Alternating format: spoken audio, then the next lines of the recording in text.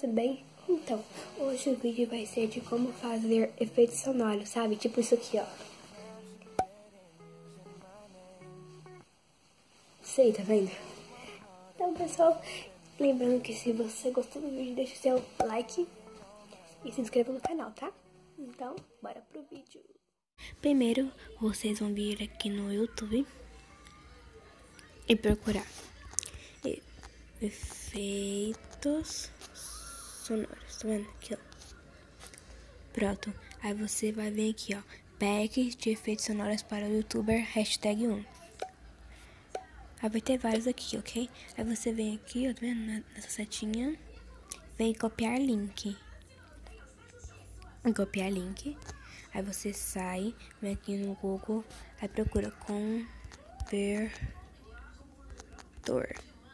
conversor, sei lá, convertor. Errei, converter.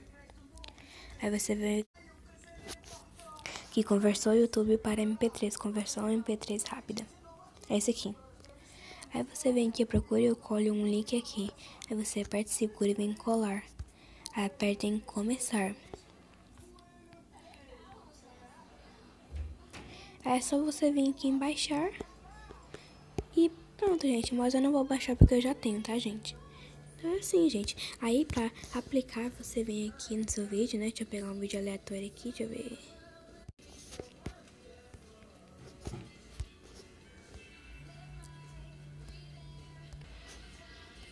Pronto. Gente, esse vídeo aqui, loguinho vai ser no canal, tá?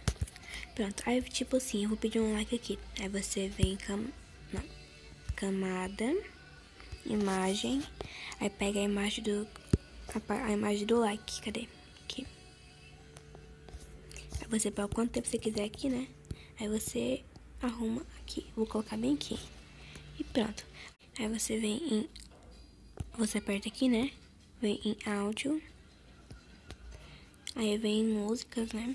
Aí vai estar aqui, ó. Efeitos sonoros, packs. Aperta mais. Pronto. Aí você corta aqui, ó. Vem aqui, ó. No azulzinho aqui. Vem aparar, separar. E tira assim, ó. Deixa eu ver. Vamos ver.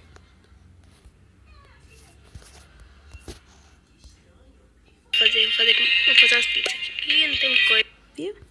É assim, gente. Muito fácil de fazer, né? Como vocês podem ver. E é muito simples, né?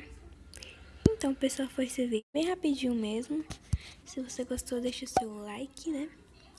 E se inscreva no canal se você não for inscrito, tá? E até a próxima. Tchau!